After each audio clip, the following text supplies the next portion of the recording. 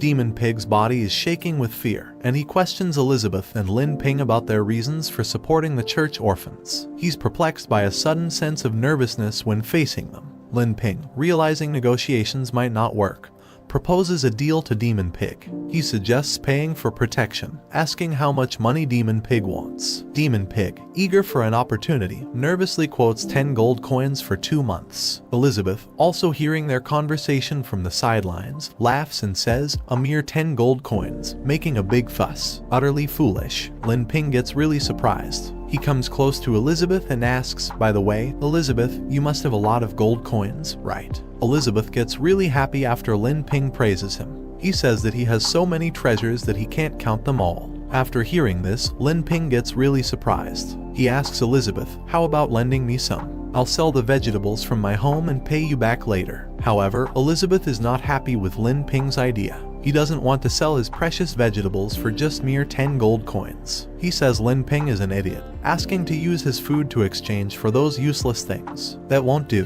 Besides, he didn't bring any gold coins when he came to find Lin Ping. After hiring Lin Ping, he hits his head on the ground, getting really surprised. He doesn't know what's going to happen to him. Demon Pig calls his men and asks Lin Ping and Elizabeth if they're going to pay the money or not. Lin Ping is really nervous. He scratches his head with his hand and says he doesn't have any gold coins. He asks if he can use the local products in his bag to make up for it. Demon Pig gets really angry. He says to Lin Ping and Elizabeth that if they are playing with him, he won't listen to their nonsense anymore. He orders his men to kill Lin Ping and capture Elizabeth. Suddenly, a pouch filled with gold coins comes out of nowhere and hits Demon Pig in the face. Demon Pig is really angry. He asks who threw this bag on his face and threatens to kill them. However, he notices something shiny in the pouch. After closely looking at the pouch, he sees it's filled with gold coins and gets really surprised. Then we see a man. His half body is human and the other half is a horse. He asks Demon Pig to stop harassing his friend and leave as soon as he gets the money. His name is Hawthorne Tharize. After seeing him, Demon Pig says it turns out he's from the Sword Saint Guild, Thunder Seabuckthorn.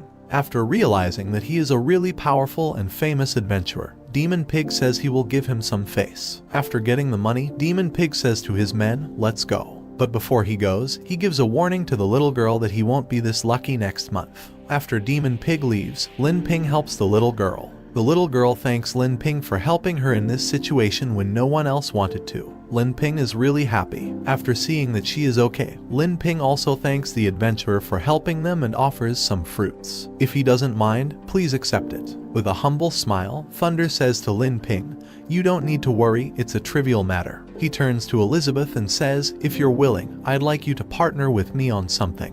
It's just my opinion, but I think this guy doesn't have any good thoughts about Elizabeth." Anyway, let's continue our story. The little girl adjusts his glasses and asks, "What do you mean, partner? What can we help you with?"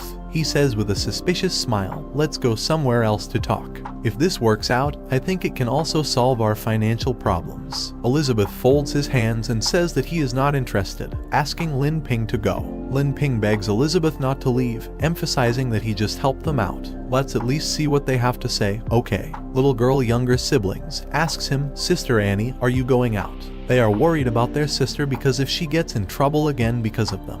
Little girl Annie assures them that they don't have to worry.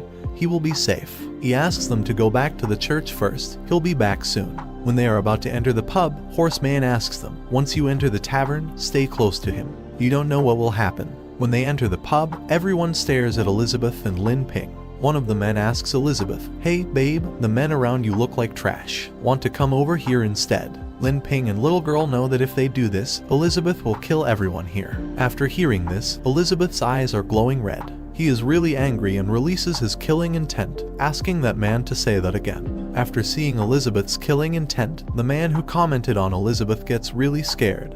Their whole bodies are shaking with fear. Elizabeth turns his head to Lin Ping and says that it's all his fault for insisting on coming to this lousy place and wasting his time. Elizabeth is really angry at Lin Ping. Lin Ping is nervous and says to Elizabeth that they're already here, so why don't they go in? Horseman asks them to go this way, please, into this private room, and there won't be any outsiders to bother them. Horseman opens the door and says that they are back. Then we see a bunch of cute girls surrounding the Horseman. They say, "Master, you're finally back. We were so worried about you. We wanted to go out and look for you. Please take us with you next time." Horseman turns his head to Lin Ping and says that he forgot to mention he has a few wives here too. After seeing this, Lin Ping gets really surprised. He doesn't have any words to say. He asks him, "You have 4 wives. I knew from the start this man was suspicious. He has 4 wives, and here I am, single. Anyway, let's continue our story." Horseman starts pouring tea for everyone and says, "Let me introduce them to you. First of all, this one next to him is Gasha. Her profession is a shield warrior. Then there's the assassin Lolo, and there's Glee, a mage. And lastly, there's Jelia, she's an amazing elven archer." After seeing someone from the elf race, he says he met a girl with elf bloodline a while ago. Elizabeth asks Horseman to stop with the small talk. It's a waste of time. They need to leave. One of the girls says to Horseman about Elizabeth, "What's the deal with this woman? Her attitude is really annoying." Elizabeth is really angry. He says this is how this queen is. Do they have any opinions? The cat girl says it's really funny. She even calls herself a queen. She asks her master if this woman's brain is okay. The elf girl looks at Elizabeth and says that, after looking at the shape of her ears, she's probably a lowly half-breed with a bit of elven blood. What's she doing in front of me? After hearing this, Elizabeth gets really angry. He says to the elf girl, if he insists on bringing destruction upon herself, then don't blame this queen. If he gets killed. After hearing this, Lin Ping knows that if he doesn't claim Elizabeth, there will be a disaster. Lin Ping gets the pudding from his bag and gives it to Elizabeth. When Elizabeth shows the pudding in Lin Ping's hands, his anger is gone, and he gets really happy. After seeing Elizabeth's happy face, Lin Ping feels relieved and says, luckily, he was prepared. After Elizabeth gets claimed, Lin Ping starts his conversation with the horseman. He says, actually, they come from a very distant and nameless tribe to travel here. Elizabeth is the princess of that tribe, and I am her servant, Le Ping. After hearing Lin Ping's words, the cat girl says, no wonder her behavior and manners are so strange. She is a tribal princess who has never seen the world. Another girl also comments, his name is Elizabeth, right? He's from that uncivilized tribe that worships the demon queen in the demon realm. Huh, that's why his behavior is rude and he is uncivilized. Lin Ping puts his finger on his lips and asks for silence, mentioning that they will hear them. He also explains that it's Elizabeth's first time out, and she's still adapting to the cultural differences. Lin Ping thinks this explanation should make sense, hoping they won't ask any more questions about Elizabeth.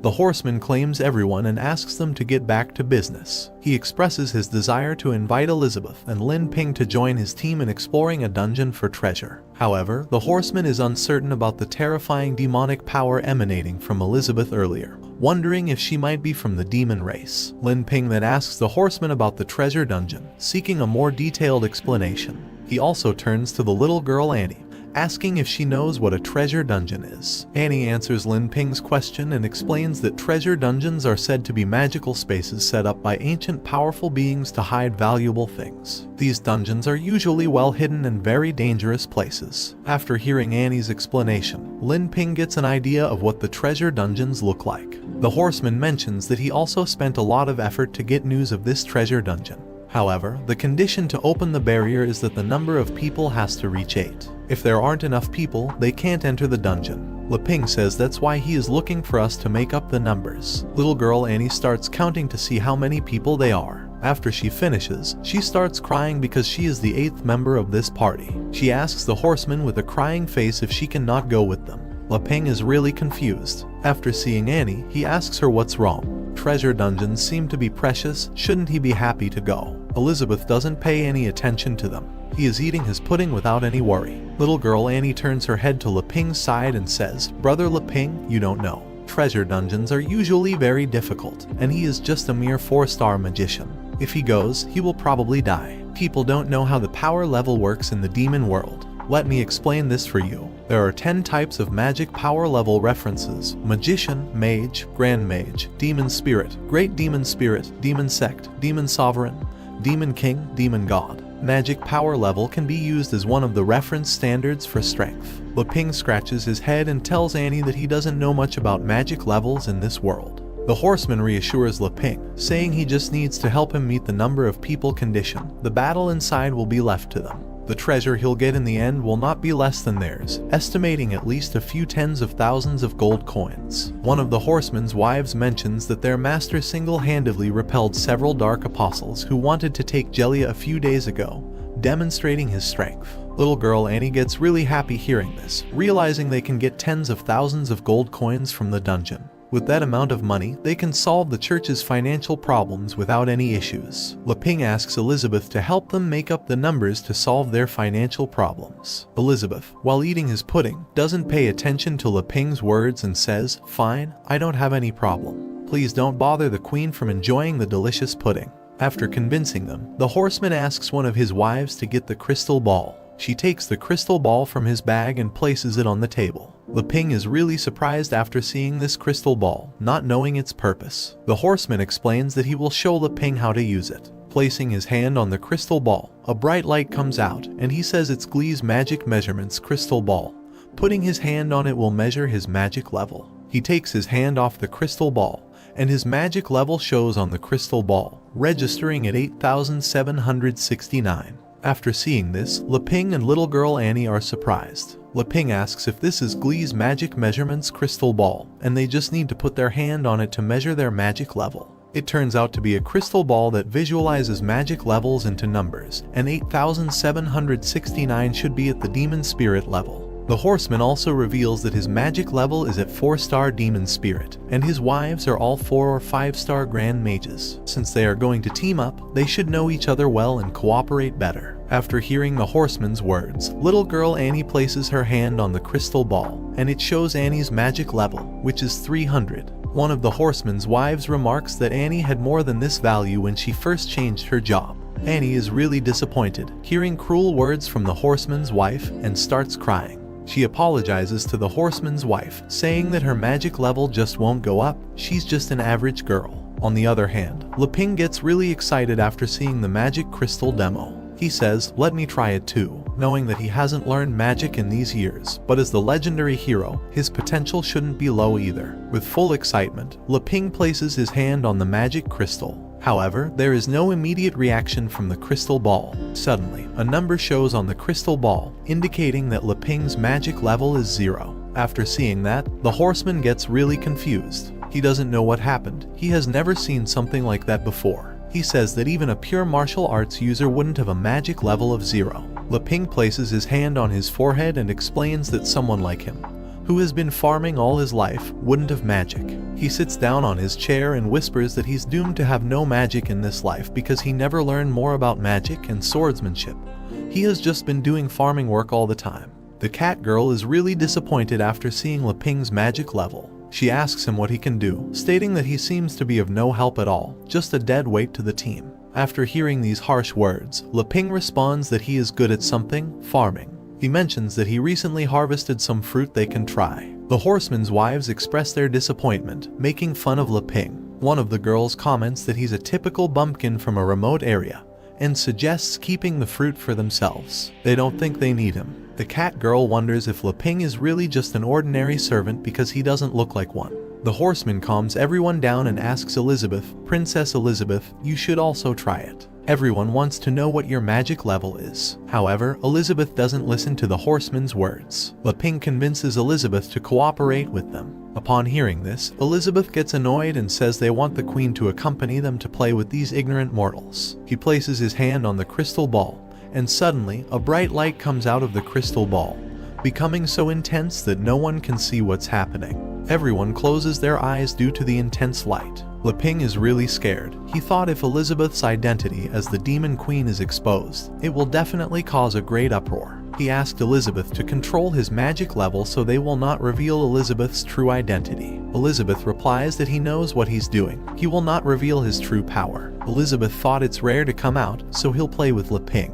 He controls his power, and everyone is really surprised at what's happening. After some time, the crystal ball starts showing Elizabeth's magic level. His level is 8,768. After seeing this, little girl Annie says to everyone that big sis Elizabeth's level is just like Horse Brothers. It's a demon spirit level of strength. After seeing Elizabeth's magic level, the horsemen's wives are really surprised. They don't understand how this pumpkin girl's level is similar to their brothers. One of the girls says, "No way, is this woman also a 4-star demon spirit?" Leping is relieved after seeing that Elizabeth has control over his magic power level. On the other hand, the horseman says that Elizabeth is truly amazing, worthy of being the princess of the kingdom. With her joining, their chances of getting the treasure will greatly increase. Little girl Annie asks the horsemen how they can go to that treasure dungeon. Ping also thinks that this is his second time going out, and he encountered such a good thing. He can learn from them. The horseman asks one of his wives to tell them how they will go to the treasure dungeon. His wife says okay and retrieves a scroll from his bag. He throws the scroll in the air, and it starts glowing. This is a teleportation scroll. With this, they can teleport directly to the treasure dungeon. After using the teleportation scroll, they teleport into the dungeon. After seeing this, Ping is really surprised. He says that he is dizzy from the teleportation.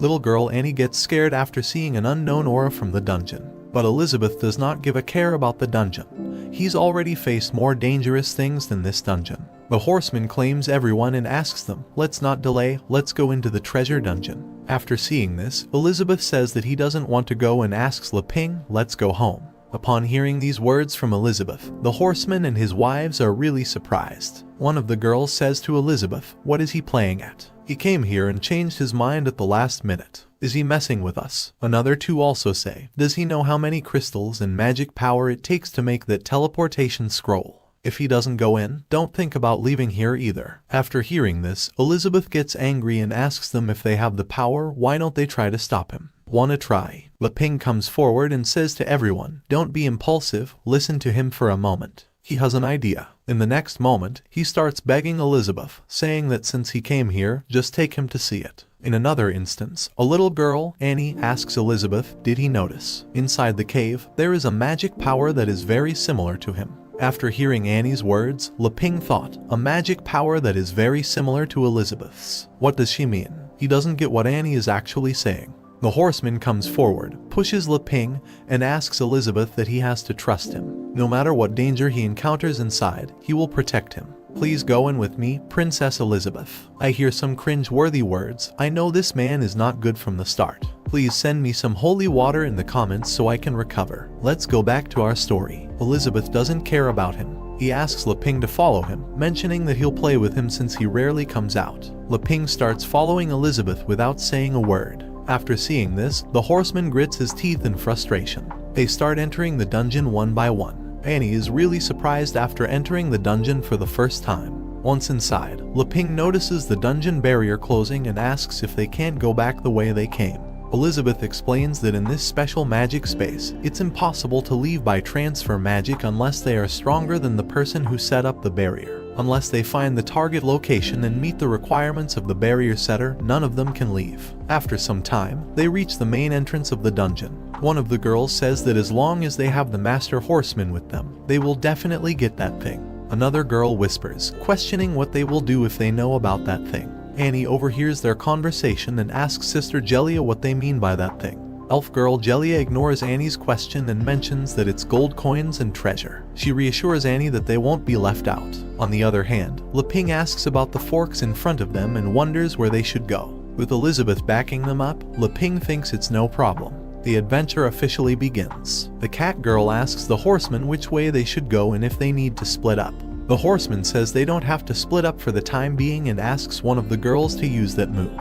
The pink-haired girl agrees and uses her magic wand to find the right route to the treasure. She tells Elizabeth that she'll find the shortest route to the treasure in no time. Elizabeth smiles and remarks that she is just ignorant and doesn't know how big the world is. After some time, the pink-haired girl shows that there are many treasure boxes, but she also reveals that there are monsters in this dungeon, and all the monsters are at the boss level. After finding that much, her mana drains out, and she can't explore more. After some time, the horseman asks the pink-haired girl about the situation in the maze and if she explored it till the end. The pink-haired girl replies that this maze seems to have no end. She has extended her magic to the limit and has not found any trace of the edge. After hearing this, another two girls are really surprised. They say, "No way, Glee's magic extension concentrated distance is 3 kilometers long. They suggest using his spirit divination, but it has an accuracy rate of only 34%. However, they're not 100% sure. The cat girl suggests splitting up and acting in groups, with the ability to use the clone technique for support. Ping turns his head to Elizabeth and asks, "Elizabeth, do you actually know how to go, right?" Elizabeth smiles and says, "Of course, this maze is just an illusion. These ignorant youngsters will never get out if they want to explore the end." Then Ping asks why he doesn't lend a hand. They can also repay them a favor as soon as possible. Elizabeth nods his head and says no. He tells Leping that he has changed his mind now. He just wants to watch them perish with him. After some time, we see many tunnels, and one of them is the right tunnel. If they find the right direction, they can reach the treasure without any problems. Little girl Annie suggests that by going through the third cave, they should be able to reach the destination. After hearing Annie's words, Leping gets really excited and asks how she knew that. Little girl Annie says that she's just guessing. She doesn't know the correct tunnel. She also mentions that a special magic is coming from that direction. The pink-haired girl says to Annie that she's speaking nonsense and questions why she didn't feel the magic she mentioned. She insults her and says a mere 4-star maid should not make random comments here. After hearing the cold words from the pink-haired girl, Annie gets scared and asks for forgiveness. The pink-haired girl says that they haven't explored the bottom, and according to known exploration, the last passage has the least monsters. Master, they should go this way. After hearing the pink-haired girl's words, the horseman asks the cat girl what he thinks. He says that he still thinks it's better to act in small teams so they can explore faster. Another girl says that she thinks it's better to listen to Glee, the pink-haired girl. Even if they go wrong in the end, they can just go back together. It's the safest. The pink-haired girl asks the horseman to trust her. She will scout them safely to the treasure. The horseman thought about it and said they'd act together in the last cave. After hearing the horseman's words, Annie shouted loudly, saying they could go anywhere else but not the last cave. He started casting his puppet magic and summoned a cute little rabbit doll. He asked his rabbit doll to go to the last tunnel, and in the next moment, a huge monster came out from the tunnel and ate the rabbit doll, leaving only its head. After witnessing this horrible scene, Leping's whole body was shaking with fear. He asked everyone, "What is that thing?" Elizabeth replied, "That is a parasitic beast, usually found in the bodies of huge monsters." The cat girl asked the pink-haired girl if the explored area was the corpse in its stomach. After that, the pink-haired girl was really angry at Annie because he exposed him. After some time, Elizabeth said to let them struggle here by themselves and asked Leping to go. Leping scratched his head and asked Elizabeth if it would be best if he could lead the way. They don't know what danger is waiting for them, and Elizabeth and Leping started heading to the tunnel. Little girl Annie asked them if that direction is right and asked them to wait for him. In the next moment, the cat girl asked his master, the horseman, if he should use a clone to follow them and collect information. The horseman said to the cat girl that they don't need to. He thought that Elizabeth, having seen the horror of the mimic worm, wouldn't be able to make such a calm choice without confidence. It seems that Elizabeth's background is not so simple. The horseman told his wives that they would go and follow them for the time being, and they started following Elizabeth. On the other side, deep in the dungeon, we saw a huge glowing monster eye.